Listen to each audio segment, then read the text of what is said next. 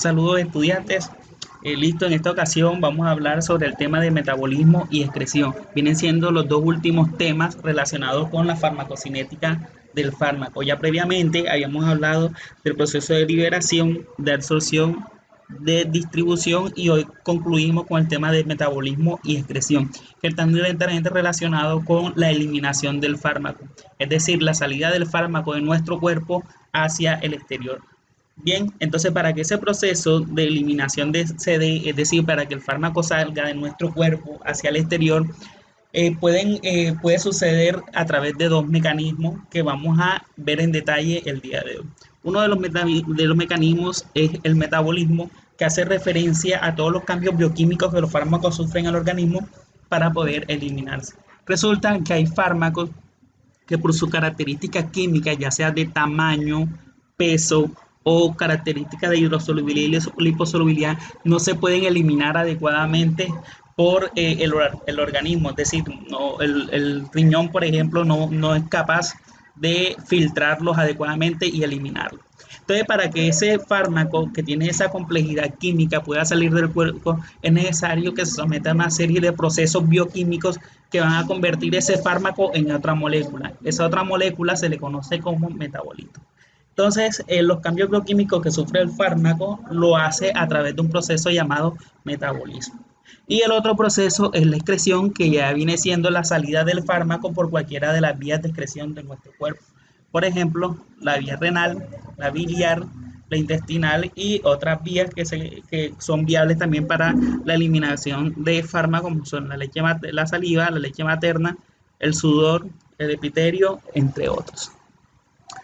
Dentro de los procesos del metabolismo, vamos a regresando un poquito más acá. Recuerden que ya estamos hablando de un cambio bioquímico que sufre la molécula del fármaco. Esos cambios bioquímicos pueden inducir, ¿verdad?, a la inactivación del fármaco. Es decir, el fármaco cuando se biotransforma puede perder su actividad farmacológica. Pero no es el único fenómeno que se puede presentar. También esos productos o esos metabolitos que resultan de la biotransformación del fármaco pueden entonces generar metabolitos activos, es decir, metabolitos que tienen otra actividad farmacológica o una actividad similar a la del fármaco que se está metabolizando. Puede tener compuestos con actividad farmacológica similar, puede tener metabolitos más potentes, es decir, que el producto de la biotransformación del fármaco resulta ser más potente o tener un mayor efecto farmacológico en el cuerpo que el mismo fármaco como tal. Productos con nuevas acciones terapéuticas, lo que les mencionaba anteriormente, y metabolitos tóxicos. Es decir, muchos de los fármacos cuando se biotransforman pueden generar metabolitos tóxicos. Obviamente, entonces, esa cantidad de metabolitos tóxicos que se puedan generar van a estar en función de la dosis. Si se da la dosis adecuada, quizás esos metabolitos tóxicos que se van generando no tengan la capacidad de generar un daño fisiológico. Sin embargo, cuando hay sobredosis de medicamentos, esos metabolitos tóxicos pueden generar daños. O cuando hay alteraciones en el metabolismo de los fármacos, entonces esos metabolitos tóxicos pueden estar en cantidades suficientes como para generar un efecto patológico. Bien, entonces aclaro nuevamente, el metabolismo viene siendo el cambio bioquímico que sufre el fármaco para acondicionarlo para que se pueda eliminar con mayor facilidad. Entonces se elimina a través de ¿qué producto? Un producto que se le llama como metabolitos. Entonces vamos a ver un poco más de esto, de este proceso. Entonces miremos aquí, por ejemplo, el proceso de metabolización del fármaco. Este proceso de metabolización del fármaco generalmente ocurre gracias a dos reacciones que se le conocen como reacciones de fase 1 y reacciones de fase 2. ¿Cuál es el objetivo del metabolismo como tal? El objetivo del metabolismo es coger estos fármacos, ¿verdad?, y acondicionarlos para que se puedan eliminar con mucha facilidad. Entonces, ¿pero qué fármacos se van a acondicionar? Generalmente los fármacos que no pueden salir del cuerpo, ya sea por su tamaño o por su liposolubilidad, son los fármacos no polares. Es decir, son fármacos que tienden a ser muy liposolubles. Esos fármacos que son liposolubles difícilmente se pueden eliminar por vía renal. Recuerden que la mayor cantidad de sustancias que salen por el riñón son sustancias, o por la orina, son sustancias que son hidrosolubles. Bien, entonces si un fármaco es liposoluble, está en el cuerpo de forma liposoluble y necesita ser eliminado vía renal, este debe convertirse en una molécula que tenga una hidrosolubilidad adecuada para que el riñón pueda eliminarlo. Entonces, el objetivo de las reacciones de fase 1 y fase 2 es que este fármaco, que es no apolar o que es liposoluble, se convierta finalmente en un fármaco polar o hidrosoluble. Ese producto que va a resultar de estas reacciones de fase 1 y fase 2 se le conoce como metabolito. Entonces, el fármaco que es liposoluble se convierte en un metabolito que es hidrosoluble. Este metabolito hidrosoluble ya se puede eliminar con mucha más facilidad, ya sea por el suero, por los riñones, va a pasar del suero a riñones y se va a eliminar por la orina. Bien, entonces dentro de las reacciones que hacen este proceso se le conocen, nuevamente repito, como reacciones de fase 1 y reacciones de fase 2. Vamos a ver en qué consiste cada una de ellas. Ya vimos que el objetivo de ambas reacciones es volver el fármaco, esa molécula de fármaco que es liposoluble, convertirla en una molécula hidrosoluble. Entonces las reacciones de fase 1, que se caracterizan generalmente por ser reacciones de oxidación, reducción, hidrólisis. Esas reacciones tienden a quitar o poner grupos funcionales a la molécula del fármaco, y esos grupos funcionales que le están adicionando o que le están quitando al fármaco tienen una propiedad.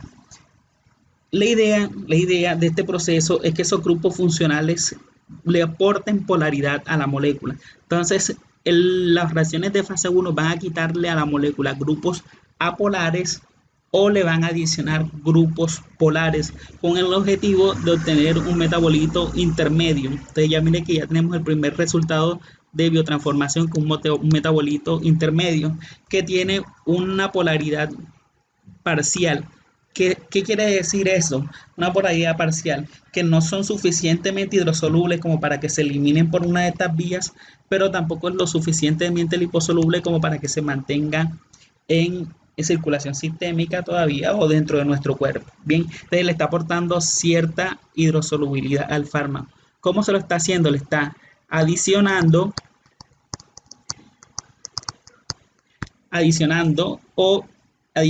grupos polares o eliminando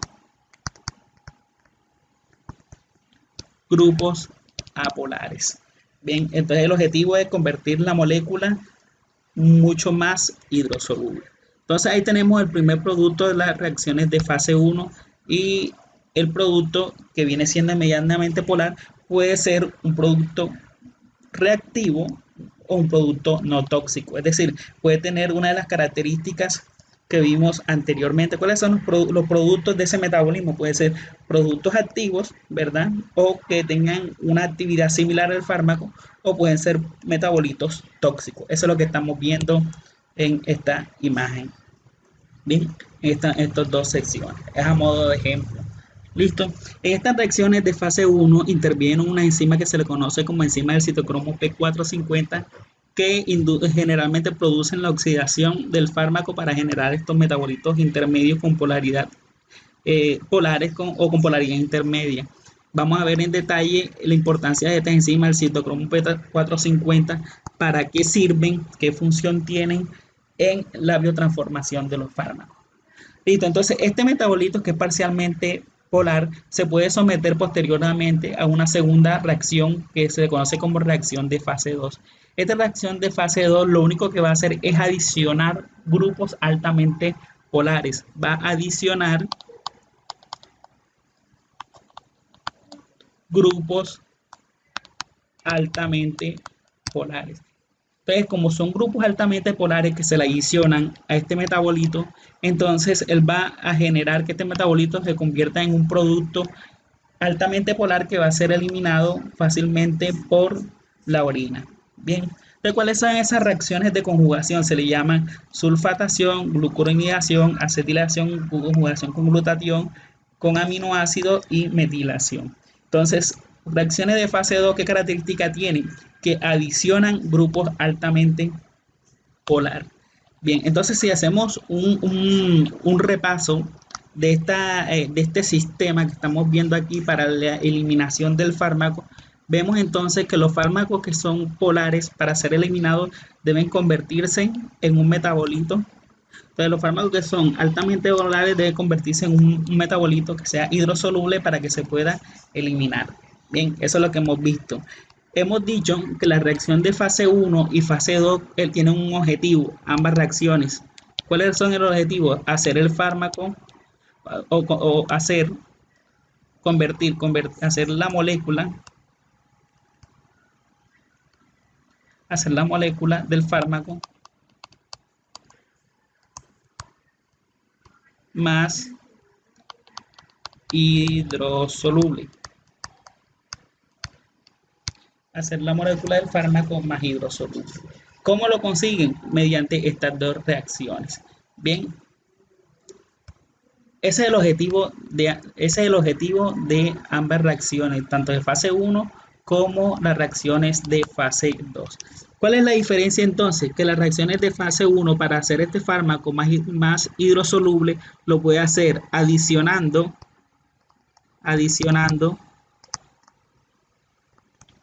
grupos polares o eliminando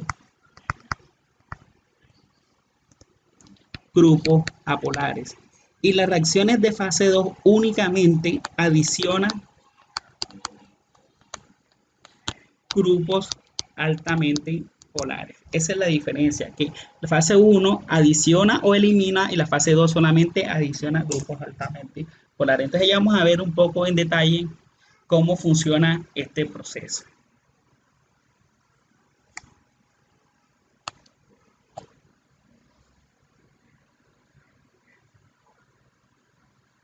El primer ejemplo, un ejemplo de este proceso lo encontramos aquí con la molécula del diazepam. Entonces no se vayan a preocupar por estas estructuras químicas, que es simplemente un ejemplo o una explicación a la imagen que vimos anteriormente. Esta es la molécula del diazepam.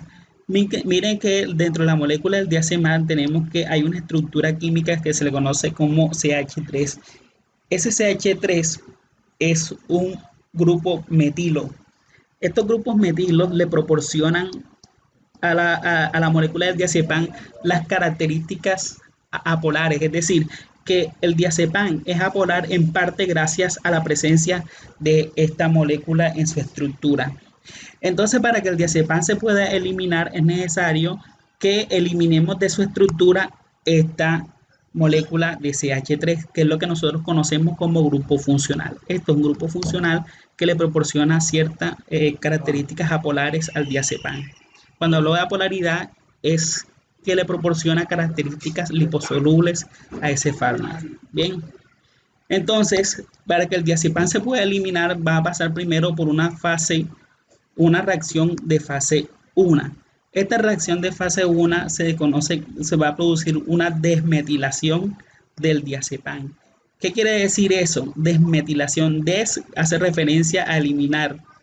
Metil hace referencia al grupo metilo y diazepam obviamente a la molécula que está trabajando. Entonces, ¿qué va a pasar en esa reacción? Que se va a desmetilar el diazepam. Entonces, si vemos el diazepam pasa a una reacción metabólica de fase 1 y se elimina este grupo. Y mire que ya en esta imagen, en esta molécula, ya está desmetilada, no tiene ese grupo metilo. Entonces, esta molécula de diazepam desmetilada ya va a ser un poco más hidrosoluble, es decir, va a tener una hidrosolubilidad intermedia. Va a tener una hidrosolubilidad intermedia. Sin embargo, a pesar de que tiene una hidrosolubilidad intermedia, todavía no es suficiente para que se pueda eliminar completamente. Entonces, ¿qué va a suceder? Se va a someter a una segunda reacción de fase 1 en el cual se va a agregar un grupo hidroxilo. Entonces vaya a dejarse de llamar metildiazepam y va a pasar a oxazepam. Pero se le está adicionando un grupo hidroxilo. Entonces miren, aquí se le quitó el metilo y además se le adiciona un grupo hidroxilo. Si ustedes bien saben, los grupos OH en química son grupos que son bastante polares, es decir, son grupos que tienen la capacidad de disolverse en agua, tales como los que se encuentran en los alcoholes. Los alcoholes tienen grupos OH o el mismo agua, H2O. Entonces, los grupos OH son grupos que se pueden unir con facilidad al agua y por lo tanto, esta molécula, cuando se le adiciona a este grupo funcional OH, tiende a ser más hidrosoluble. Entonces, miren, un grupo funcional liposoluble y tenemos un grupo funcional hidrosoluble. Pues esta molécula de oxazepam, aún así, todavía es difícil que se elimine completamente del cuerpo. Entonces, el cuerpo lo que hace es que lo somete a una segunda reacción que se le conoce como reacción de fase 2. Y en esta reacción de fase 2 se le adiciona un grupo glucurónido. Estos grupos glucurónidos son moléculas endógenas, es decir, que están en nuestro cuerpo y que son altamente polares. Entonces, si miremos el glucurónido, tiene muchos grupos OH en esa estructura. Ese glucurónido hace que esta molécula, en términos generales, sea altamente polar. Por ser esta molécula entonces altamente polar, va a eliminarse muy fácilmente por la orina. Entonces mire que el diazepam se somete a las dos reacciones, tanto reacciones de fase 1 como reacciones de fase 2. Ambas tienden a ser la molécula más hidrosoluble, ¿verdad? Ya sea adicionando o quitando grupos funcionales como en fase 1 o adicionando grupos altamente polares como las reacciones de fase 2. Bien. Entonces ustedes se preguntarán, profe, entonces todos los fármacos cuando se van a eliminar necesitan pasar por fase 1 y por fase 2. Entonces la respuesta es que no. Entonces si miramos esta imagen, hay fármacos que pasan a fase 1, ¿verdad? Para poder eliminarse y luego a fase 2 para poder darse el proceso de eliminación. Como el caso del diazepam que lo acabamos de explicar. Pero hay situaciones en las que fármacos simplemente pasan a fase 2 y se eliminan directamente o simplemente pasan a fase 1 y pueden eliminarse. Y tal caso también eso es para el caso de los fármacos que son liposolubles, es decir, que se les necesita adicionar grupos polares o quitar grupos apolares. Pero hay fármacos, como bien ustedes saben, que son hidrosolubles. Esos fármacos que son hidrosolubles ya no es necesario que se sometan a reacción de fase 1 o reacción de fase 2 porque ya son hidrosolubles. Entonces ellos se pueden eliminar directamente sin pasar por ninguna de las dos fases.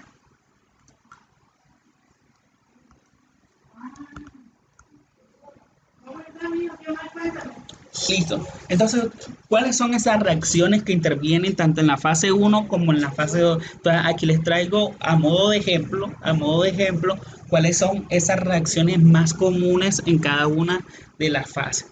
Entonces, ellas pueden ser entre la fase 1, que son las que quitan o adicionan grupos polares o quitan grupos apolares, se les conocen como reacciones de oxidación, de reducción e hidrólisis.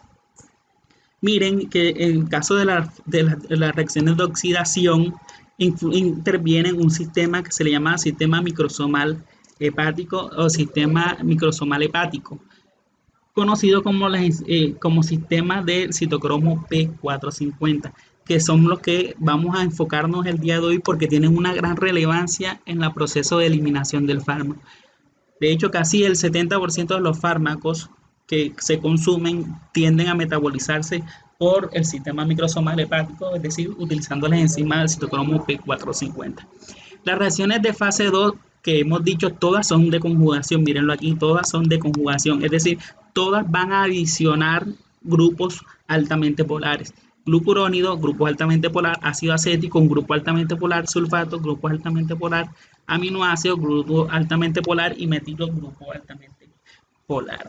Bien, entonces estas reacciones de fase 1, por ejemplo, ellas ya están nombradas en función de la capacidad que tienen para quitar o adicionar un determinado grupo funcional. Entonces vamos a poner un ejemplo, por ejemplo, cuando decimos hidroxilación alifática, eso es una reacción de fase 1.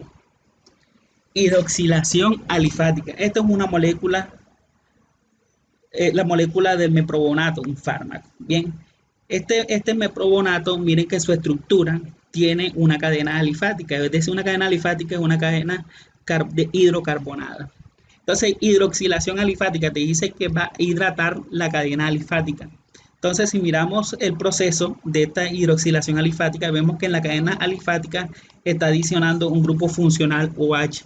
Y hemos dicho que los grupos OH son grupos que se disuelven muy fácilmente en agua. Entonces, está convirtiendo el meprobonato en hidroximeprobonato, es decir, una molécula que se puede disolver en agua y por tanto eliminarse vía renal fácilmente. Otro ejemplo, la N de alquilación oxidativa. Te dice que en el elemento N, que es nitrógeno, va a haber una dealquilación oxidativa. Esto es un alquilo, es decir, el mismo metilo es un alquilo. También un grupo hidrocarbonado, carbón, hidrógeno. Y va a ser una oxidación. Entonces, miremos, por ejemplo, cómo va a ser una oxidación, lo que va a suceder es que se va a eliminar este grupo alquilo y va a ser reemplazado por hidrógeno. Entonces, esto resulta ser una molécula más polar. El grupo alquilo es apolar, como lo vimos en el ejemplo anterior, es apolar y cuando se lo eliminan, entonces la molécula va a ser más hidrosoluble. Ese es similar a como el que vimos en el ejemplo, como el ejemplo del diazepam. Mírenlo aquí, que habíamos dicho que cuando se eliminaba, se convertía en la molécula en más hidrosoluble. ¿Bien? ¿Listo? El otro ejemplo de reacciones de biotransformación que vamos a ver son las reacciones de fase 2.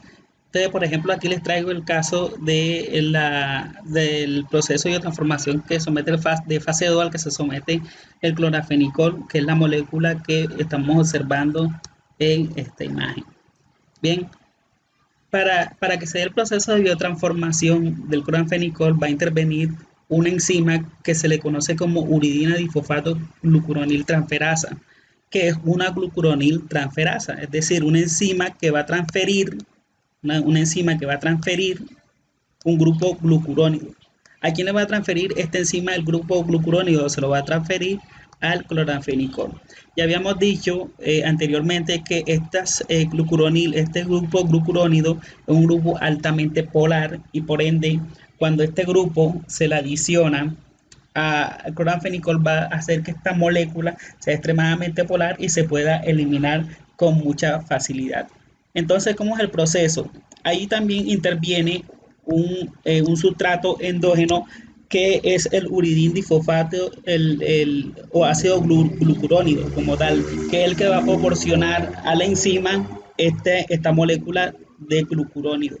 Entonces, lo que va a suceder es lo siguiente. La glucuronil transferasa va a tomar el glucurónido del sustrato endógeno y se lo va a adicionar al clorafenicol. El resultado de este proceso es esta estructura que vemos aquí, que no es más que la molécula del clorafenicol.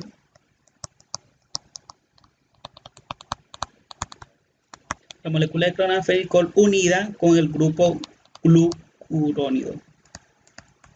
Bien, miremos que este grupo glucurónido, como habíamos visto previamente, tiene muchas moléculas de OH o muchos grupos funcionales OH, lo que convierte en un metabolito altamente polar que se puede eliminar con facilidad. Entonces, todas las reacciones de biotransformación de fase 2 van a incluir, obviamente, una enzima, que es una transferasa, va a incluir un sustrato endógeno, que es el que va a proporcionar ese grupo altamente polar, y obviamente el xenobiótico o el fármaco que se va a biotransformar. Te incluye esos tres elementos. Entonces, si nosotros analizamos la siguiente tabla, esta tabla que vemos aquí vamos a encontrar todas las reacciones de fase 2 que se pueden presentar: glucuronidación, acetilación, conjugación con glutatión, conjugación con glicina, sulfatación, metilación.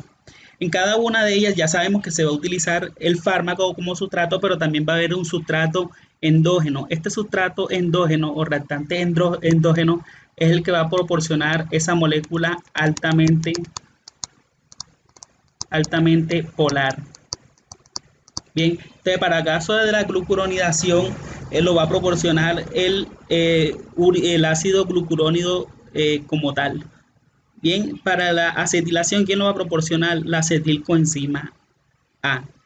Y aquí también encontramos una columna donde está mostrando cuáles son las enzimas que intervienen en el proceso.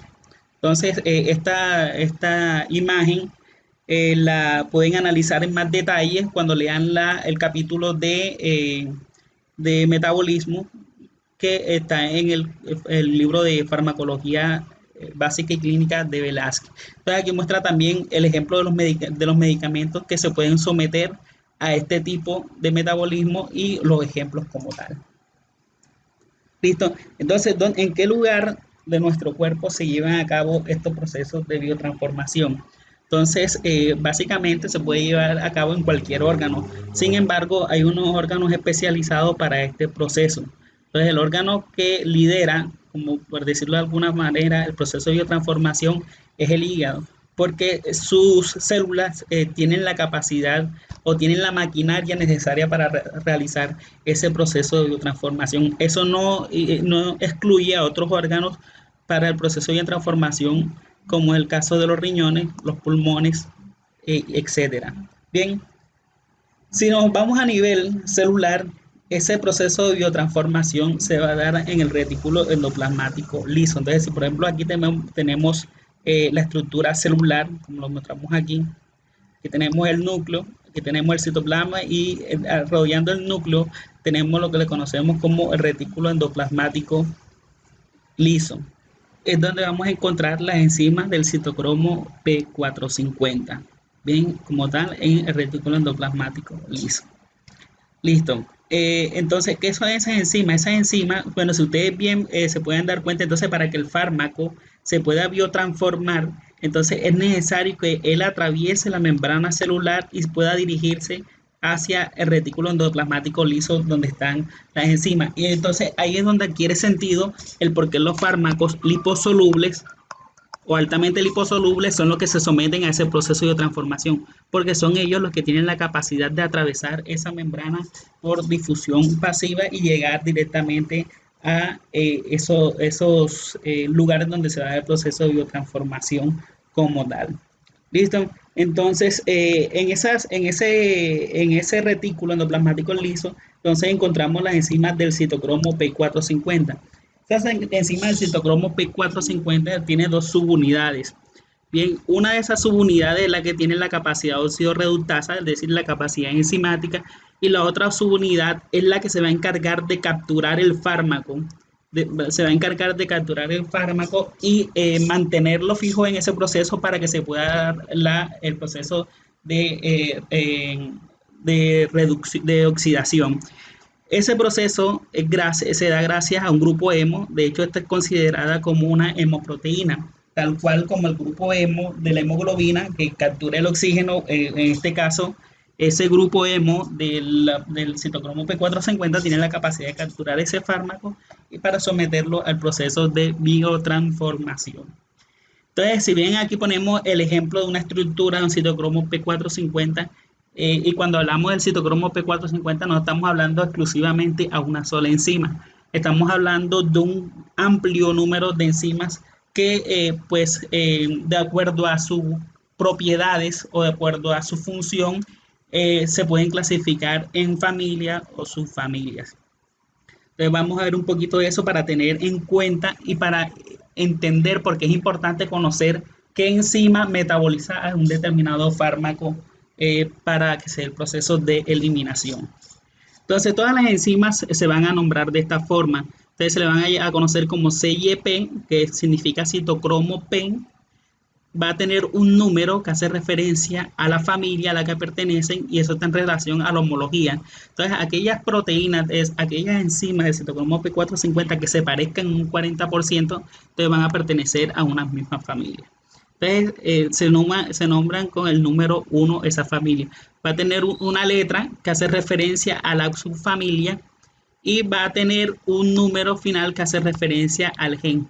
Recuerde que estas enzimas igual son proteínas que vienen codificadas en un determinado gen. Entonces, dependiendo del gen en el que provienen, así se clasifican. Entonces, siempre van a tener un número, una letra y un número. Hace referencia a familia, a subfamilia y el número del gen. Eso es simplemente una forma de nombrarlo. Como son muchos, es importante identificar entonces qué enzima metaboliza determinado fármaco. Eso es importante conocerlo porque de esa manera se pueden evitar eventos adversos asociados a esa metabolización. Ya vamos a ver en detalle. Listo, entonces hay un gran número de familias, unas determinadas subfamilias y dentro de esas subfamilias hay subclasificaciones también. Por ejemplo, si hablamos de la familia, el citocromo P, la familia 2, ¿verdad? Entonces encontramos dentro de la familia 2, tenemos que hay una subfamilia que es A, una subfamilia que es B y una subfamilia que es C. Si miremos la subfamilia C, tiene diferentes procedencias génicas, como lo vemos aquí, gen 8, 10, 18, 19. Entonces, para eso es básicamente esta nomenclatura, simplemente para identificarlas. Entonces, ¿por qué es importante entonces identificar el nombre de cada una de esas enzimas y su función? Entonces, le voy a poner un ejemplo aquí. Si vemos, por ejemplo, aquí tenemos diferentes enzimas del citocromo P450. Tenemos la CYP1A2, la 2C19, la 2C9, la 2A6, por ejemplo. Entonces, si miramos, por ejemplo, la cafeína es metabolizada casi que exclusivamente por el citocromo P1A2. Es decir, que la enzima citocromo P1A2 es la que se encarga de metabolizar la cafeína. Lo mismo como, por ejemplo, el lansoprazol o el omeprazol, que son inhibidores de la bomba de protones. Estos fármacos se metabolizan prácticamente por acción del citocromo P2C19. Bien, entonces exclusivamente esos fármacos se metabolizan por esas enzimas específicas. Pero hay fármacos que se metabolizan por más de una enzima. Por ejemplo, la mitriptilina puede metabolizarse por el CYP219, pero también lo puede hacer el CYP2D6. Bien, entonces, ¿por qué es importante conocer esto? Entonces, ahora vamos a ver un ejemplo de esta situación. Listo.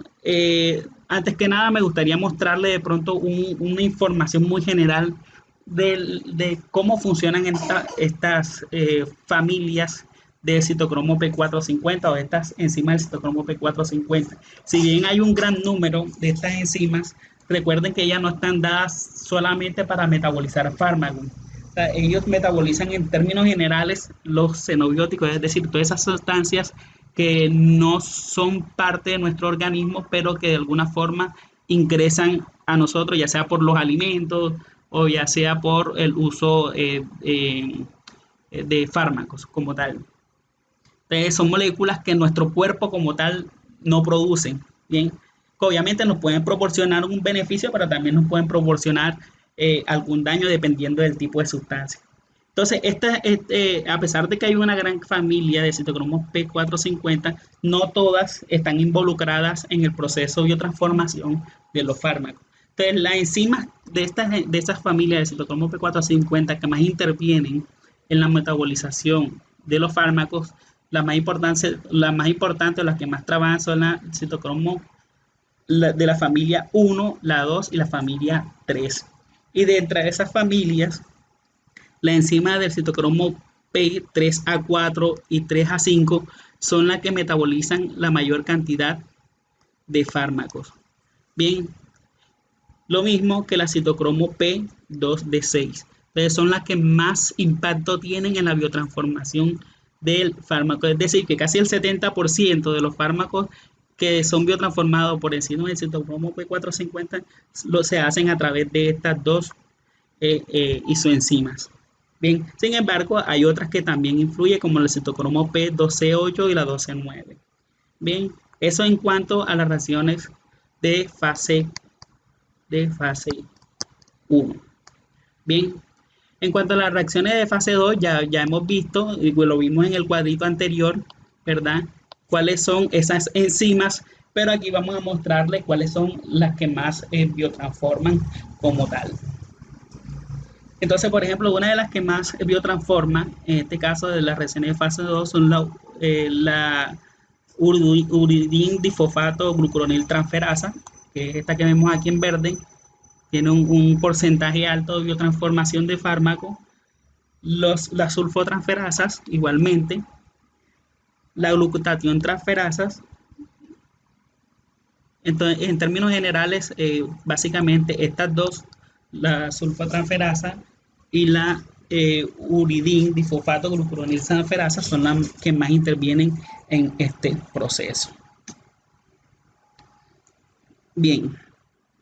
Entonces, por ejemplo, volvemos un tanto a la tabla donde estamos representando las diferentes enzimas del citocromo P450 y los diferentes fármacos que pueden ser biotransformados por cada una de estas enzimas. Bien, entonces, a modo conclusión, un fármaco puede ser metabolizado exclusivamente por una enzima en particular o por más de una. ¿Ver? Entonces no son, de cierta forma, esas enzimas no son específicas de un determinado fármaco, sino que pueden biotransformar más de uno. ¿Sí? Entonces es importante conocerlas. Por ejemplo, ya sabemos que el citocromo P1A2, ¿verdad?, proviene de un determinado gen. Entonces, ¿qué pasaría, por ejemplo, con el metabolismo de la cafeína si este gen que produce la enzima CYP1A2 presentar una mutación y no se produce esa enzima? Entonces, ¿qué va a pasar con el metabolismo de la cafeína?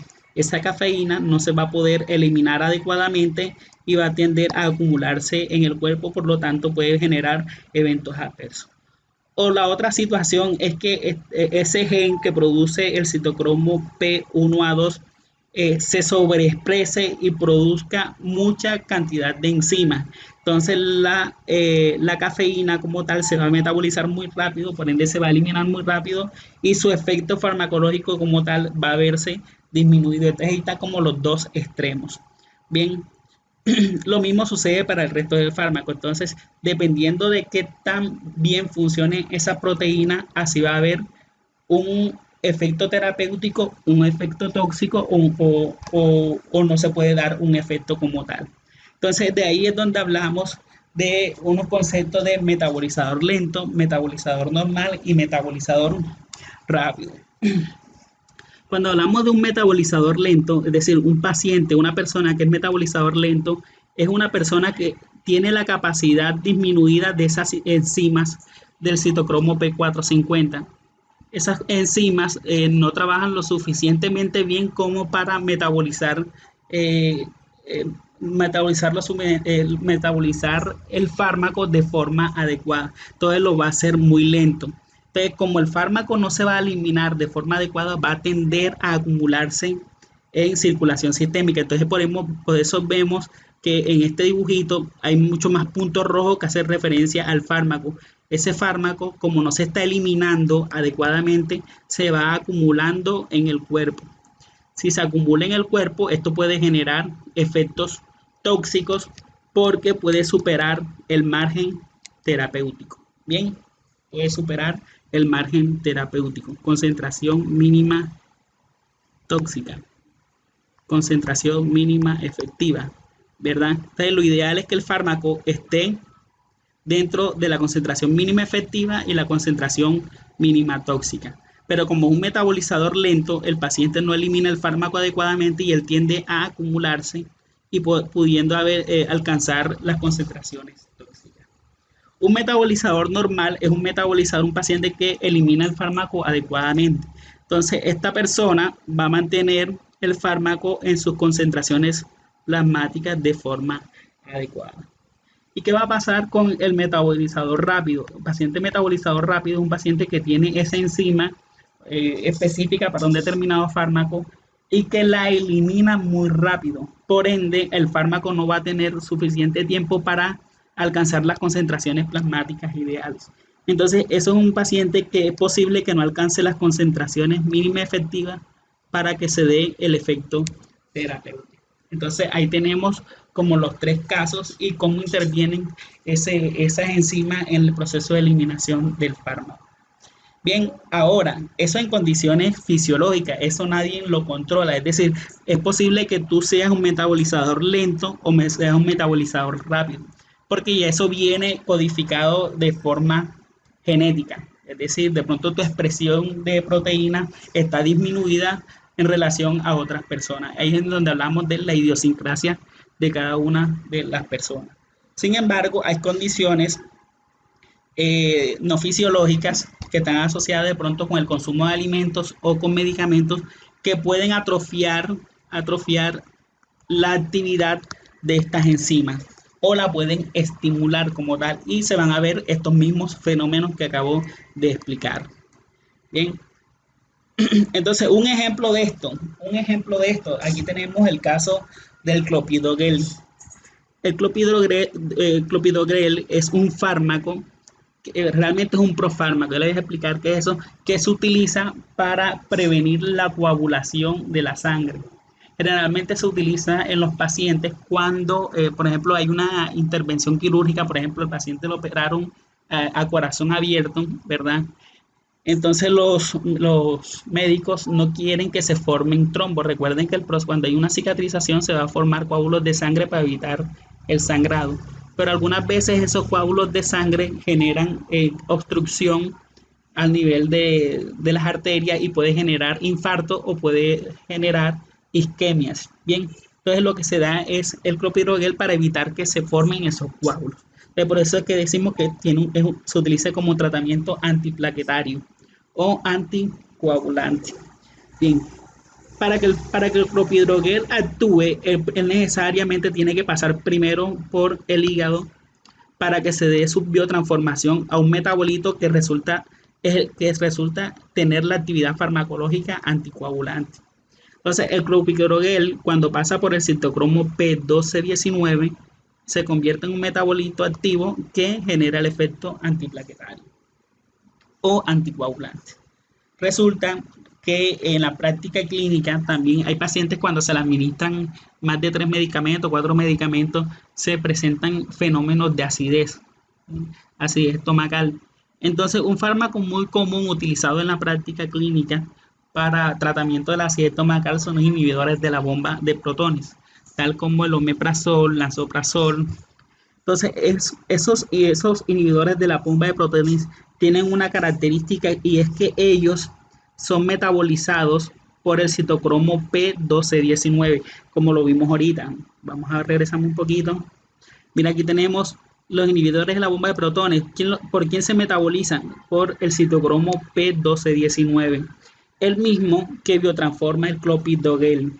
Entonces, lo que sucede es que los inhibidores de la bomba de protones van a bloquear a estas enzimas, las van a saturar y van a evitar que el clopidogrel se biotransforme en el metabolito activo. Si el clopidogrel no se transforma en el metabolito activo, entonces el efecto anticoagulante no se va a dar y se van a presentar esos coágulos que pueden generar trombos o infartos en el paciente. Entonces es una interacción farmacológica por el sitio de unión a esa enzima del citocromo P450 conocida como CYP2C19. Entonces mira, aquí tenemos una interacción de tipo farmacológica por un sitio de unión a una enzima. Bien, entonces eso es importante, por eso es importante conocer cuál es la enzima que metaboliza un determinado fármaco.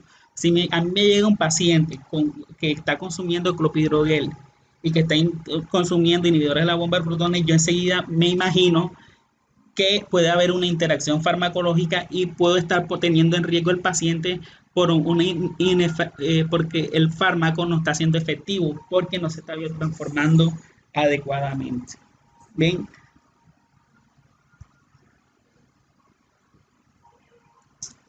Listo. Este fenómeno no solamente se presenta con los fármacos, como habíamos dicho, estas enzimas del citocromo P450 básicamente son utilizadas para biotransformar xenobióticos. Un xenobiótico es cualquier sustancia no producida por nuestro cuerpo y que de alguna forma llega a él, ¿verdad? Y que se tiene que eliminar. Entonces, por ejemplo, estos medicamentos, lo que son las carbamazepinas, la cafeína, sertralina, diazepam, midazolam, simvastatina y lovastatina, para ser eliminadas utilizan cualquiera de estas enzimas, la CYP3A4, la 1A2 o la 2A6, para ser eliminadas. Bien, resulta que hay algunos alimentos, por ejemplo el jugo de toronja bloquea estas enzimas. Si se bloquean estas enzimas, estos fármacos no se van a eliminar adecuadamente. ¿Y qué va a pasar con sus concentraciones plasmáticas? Van a aumentar, ¿verdad? Si aumentan esas concentraciones plasmáticas en el fármaco, entonces se van a presentar los eventos adversos relacionados con ellos. Bien, entonces tenemos una interacción fármaco-alimento. ¿Listo? También sucede con hierbas medicinales, como la hierba de zaguán, que estimula el citocromo P3A4 en el intestino y disminuye, por ejemplo, los niveles de ribotril y digoxina. Otro ejemplo, tenemos la amitriptilina, la cafeína y la clozapina, que se elimina por el citocromo CYP1A2, ¿verdad? Resulta que algunos alimentos que son cocidos a la brasa, pasados como tal, ellos acumulan, por ese goteo del aceite en la brasa, eso libera unos hidrocarburos aromáticos que se impregnan en la carne, ¿verdad? Como es el caso del benzopireno. Ese benzopireno lo que hace es que estimula, es un inductor enzimático, estimula la producción del citocromo P1A2. Entonces, al aumentarse la producción de esta enzima, la amitriptilina, la cafeína y el clozapina se van a eliminar muy rápido. Aumenta la eliminación de ese fármaco. Si aumenta la eliminación de ese fármaco, las concentraciones plasmáticas del fármaco van a disminuir. Por ende, puede generar una inefectividad del tratamiento porque no se alcanzan las concentraciones plasmáticas adecuadas. Y aquí tenemos otro ejemplo de la interacción de fármacos y alimentos. Bien. Entonces, en términos generales, para concluir, aquí tenemos los diferentes factores que afectan el metabolismo del fármaco. Ya hemos visto cuáles son los factores fisiológicos, las especies y raza. Generalmente estos estudios de metabolización del fármaco se hacen en animales. Y los resultados se extrapolan a humanos. Entonces, cuando un producto sale al mercado, por ejemplo, se hacen estudios de eficacia para mirar en el laboratorio si realmente trabajan de forma adecuada.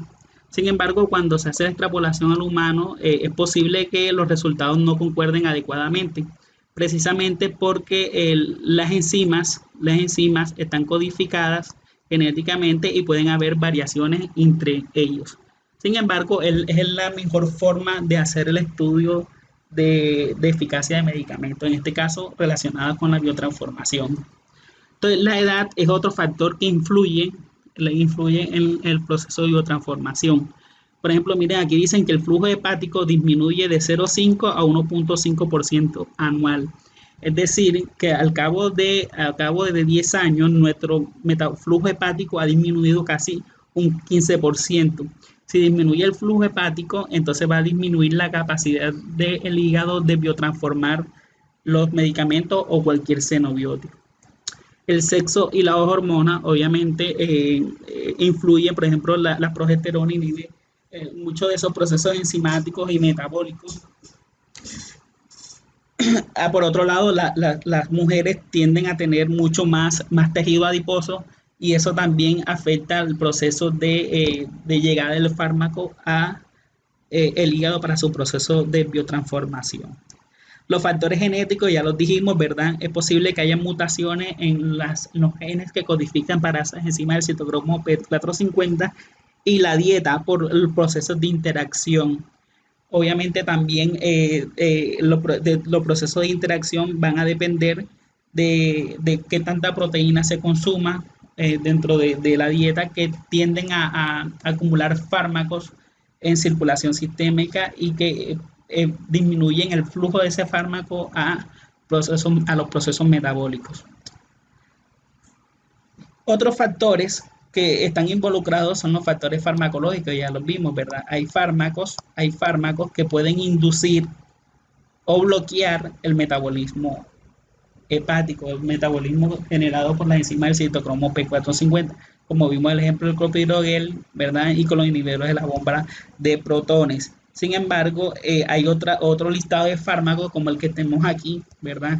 Estos, a modo de ejemplo, hay muchos inductores enzimáticos, son fármacos que estimulan la producción de enzima del citocromo P450, y hay fármacos que, por el contrario, lo que hacen es que disminuyen la producción de esas enzimas.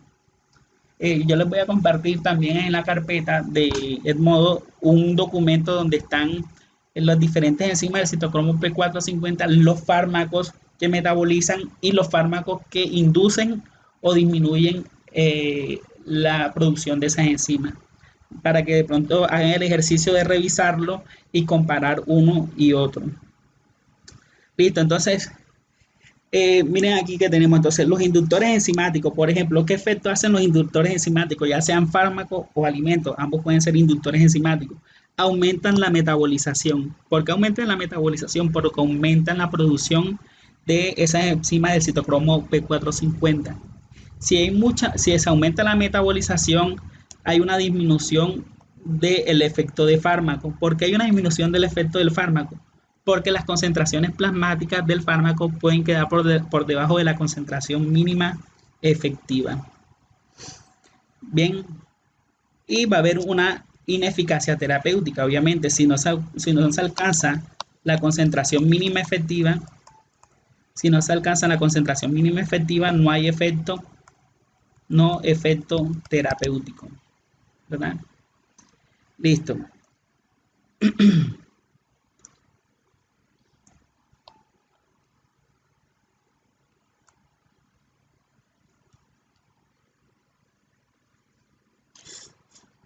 Listo. Entonces, en inducción enzimática también se puede presentar otro fenómeno, y es que se aumente el efecto de los profármacos. Entonces, por ejemplo, si tenemos el ejemplo del clopidogrel, que es un profármaco, ¿verdad? Que es decir, que él se tiene que biotransformar para que su producto sea el que tenga el efecto terapéutico. Entonces, es decir, el metabolito del clopidogrel es el que está haciendo el efecto terapéutico como tal. Entonces, si hay inducción enzimática, mucho más clopidogrel se convierte en el metabolito activo, y de esa forma entonces va a haber un mayor efecto del profármaco, y obviamente va a haber mayor efecto tóxico. Entonces, por ejemplo, aquí tenemos clopidogrel, ¿verdad? Aumenta su metabolismo porque entonces se está produciendo más metabolito activo. Ese metabolito activo es el que va a generar el efecto terapéutico. Entonces, como se está produciendo mucho metabolito activo, puede alcanzar las concentraciones, superar las concentraciones mínimas tóxicas del fármaco, superarlas, y entonces aparecer los efectos de riesgo toxicológico. Es en el caso de los profármacos. Bien. Otro ejemplo, inhibidores enzimáticos, ya sean fármacos o alimentos, independientemente de lo que estemos hablando. Si hay una inhibición enzimática, entonces va a disminuir la velocidad de metabolización. Es decir, si se metaboliza menos, se va a eliminar menos fármaco. Entonces, si hay menos fármaco que se esté eliminando, ¿qué va a pasar con el fármaco en sangre? Va a aumentar sus concentraciones por encima de la concentración mínima tóxica. Entonces viene el riesgo de toxicidad. Y en el caso de ser un profármaco, entonces va a suceder el efecto contrario de los inductores enzimáticos, es decir, la ineficacia terapéutica se va a presentar.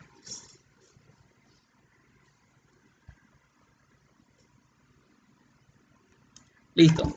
Entonces hemos visto inductores enzimáticos e inhibidores enzimáticos. Y hay otros factores patológicos como casos de la cirrosis, la hepatitis, obviamente, y hay un daño del hígado que no genera una adecuada biotransformación de los fármacos. Listo, pues. Bien. Entonces, dicho de esa forma, ya una vez el proceso de biotransformación, es decir, el fármaco ya está hidrosoluble, se va a eliminar, ¿verdad? Ya sea se biotransformó por fase 1, por fase 2, el metabolismo hidrosoluble, entonces él necesita salir de nuestro cuerpo. Entonces, ese fármaco que es biotransformado puede salir por vía renal o puede utilizar otras vías, la bilis, los pulmones, glándulas salivales, estómago, etcétera. Bien, la más común es la excreción renal a través de la orina. Entonces se van a dar tres procesos, que es la filtración glomerular, secreción tubular y la reabsorción tubular. Entonces aquí lo que tenemos es la estructura del riñón, esta que vemos aquí en esta imagen, es la estructura del riñón. En la estructura del riñón tenemos lo que es la médula renal. En la médula renal tenemos una estructura que se le conocen como nefronas. Hay millones de nefronas y el proceso es el lugar donde se produce la orina como tal. Entonces viene siendo la estructura de las nefronas del circulito que vemos aquí. Bien, es donde se produce la orina como tal. Ahí les voy a explicar un poquito de esto. En esas nefronas vamos a encontrar unas estructuras, ¿verdad?, que se le conocen como glomérulos, que no es más que un entramado de las arterias, de las arterias renales, que es donde se va a dar el paso del fármaco hacia una estructura que se le conoce como cápsula de Bowman. Es decir, el fármaco va a salir de la sangre, ¿verdad?, y va a pasar hacia la cápsula de Bowman. La cápsula de Bowman es esta cápsula rosadita que vemos aquí, que está rodeando el entramado de las arterias. Bien, en esa estructura del fármaco, vamos a tener también lo que se llaman como túbulos conternados proximales, que es por donde va a migrar ese fármaco que llegó, que se está eliminando. Vamos a tener el asa de Henle y vamos a tener el túbulo contorneado distal y el túbulo colector, que es donde va a llegar finalmente los desechos para salir finalmente de nuestro cuerpo. Bien, entonces, esta imagen que estoy representando aquí, la nefrona, es esta misma imagen que tenemos aquí. Entonces, por ejemplo, aquí tenemos el fármaco. Aquí tenemos el fármaco que va viajando por las arterias, ¿verdad? Ese fármaco va a llegar al glomérulo. Miren, el glomérulo es el tramado de esa arteria, que es este mismo de aquí, viene en este viaje, llega hasta aquí. En ese glomérulo, que es el entramado de esa arteria, donde hay un flujo sanguíneo bastante fuerte, va a darse el paso del fármaco hacia la cápsula de Bowman, que es este mismo proceso que mostramos aquí, hacia la cápsula de Bowman. Y ese proceso se le conoce como filtración. ¿Quiénes van a ayudar en el proceso? Va a ayudar, obviamente, la cantidad de fármaco que haya, la hidrosolubilidad y la presión arterial. Es decir, este proceso consume casi que el 60% del gasto cardíaco. Toda la presión que se genera en el corazón, casi el 60%, se consume en este proceso. Un proceso de filtración en el que la fuerza de la presión arterial influye también. Listo, entonces, y aquí sigue corriendo la sangre filtrada, ¿verdad? Entonces, y aquí pasó fármaco hacia el glomérulo. Entonces, el fármaco llegó aquí, va a tomar el túbulo contorneado distal proximal. Sin embargo, en este proceso, este fármaco, mire que aquí, en este túbulo contorneado proximal, hay fármaco que se filtró inicialmente, pero que se va a reabsorber, es decir, que va a pasar nuevamente a circulación sistémica. Eso sucede en algunas ocasiones porque este fármaco no fue lo suficientemente hidrosoluble y tiene cierta polaridad, ¿verdad? Entonces el fármaco se pasa de la cápsula de Bowman y vuelve otra vez a circulación sistémica para retomar otra vez el ciclo. ¿Listo? Eso es una de las cosas que sucede. Pero también sucede que esta sangre que ya previamente se había filtrado y en el que quedó fármaco también, este fármaco puede llegar otra vez y, y secretarse a la cápsula de Bowman al túbulo contorneado proximal para que se dé el proceso de eliminación. Entonces, ¿qué tanto fármaco va a salir de nuestro cuerpo? Va a depender de qué tanto fármaco se filtre, de qué tanto fármaco se absorba y de qué tanto fármaco se secrete.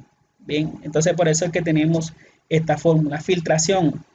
Entonces, si no hubiese secreción como tal, si no hubiese secreción y reabsorción, la cantidad de fármaco que se elimina dependería únicamente de la filtración o de la cantidad de fármaco filtrado, pero no es así, ¿verdad? Entonces hay un fármaco que se filtra, una cantidad de fármacos que se filtra. Vamos a borrar esto un momentico aquí. Hay una cantidad de fármaco, la cantidad de fármaco que se excreta va a ser igual a la cantidad de fármaco que se filtran, ¿verdad? Porque este es el que se va a eliminar, este que va en este sentido, pero se le va a restar la cantidad de fármaco que se reabsorbe. Como se va a reabsorber, es un fármaco que llega nuevamente a circulación sistémica. Entonces, esa cantidad que se reabsorbe hay que restársela. Entonces, la cantidad que se filtra menos la cantidad que se reabsorbe. Pero también se le va a sumar la cantidad de fármaco que se secreta del tubo contorneado proximal nuevamente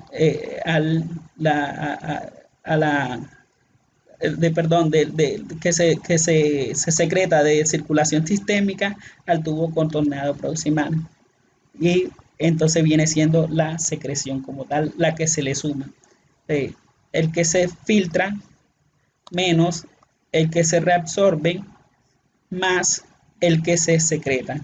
Ese viene siendo la cantidad de fármaco que se excreta, es decir, que sale de nuestro cuerpo como tal. Listo.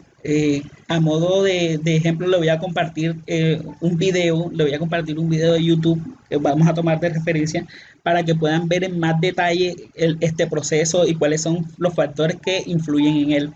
Y además en el libro de Farmacología Básica y Clínica de Velázquez van a encontrar este proceso también. Bien, voy a necesitar que lean también la secreción por el sistema hepatobiliar, ¿verdad? Cómo se da ese proceso. Listo, chicos. Entonces, a modo de ejemplo, a modo de resumen, entonces aquí vamos a resumir todo el proceso de biotransformación que hemos visto. Entonces, como las características en términos generales. De la biotransformación de los fármacos, dicen que es un proceso específico.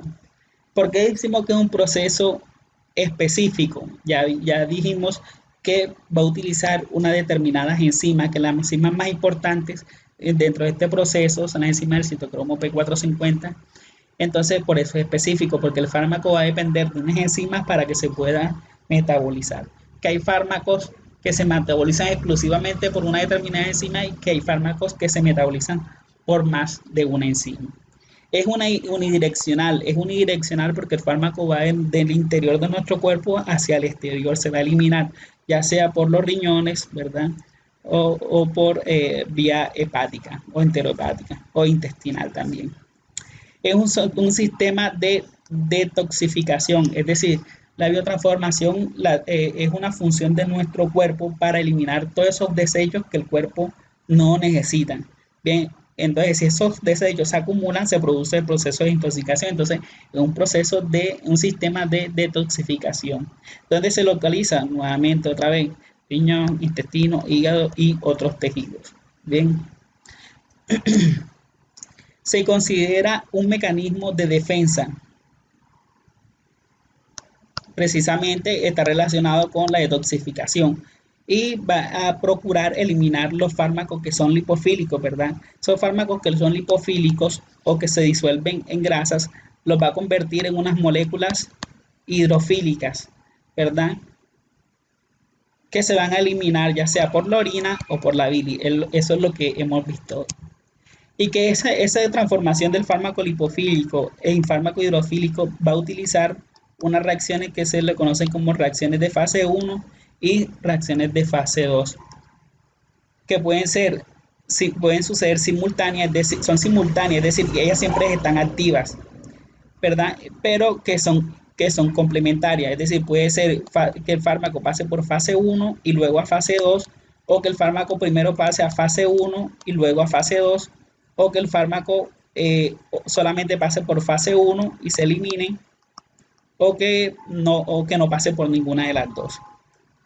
Entonces, por eso dice, son complementarias y pueden ser independientes. ¿Listo? Y es un proceso que requiere energía. Entonces, esto genera un gasto energético, bien, sobre todo por el gasto cardíaco que se da, porque los metabolitos se eliminen, necesita que el corazón esté funcionando adecuadamente para que se dé ese proceso de filtración. Listo, chicos. Entonces, les agradezco su atención. Cualquier duda que tengan, no olviden escribirme y estaré pendiente en contestar cualquier pregunta que tengan. Muchas gracias. Nos vemos.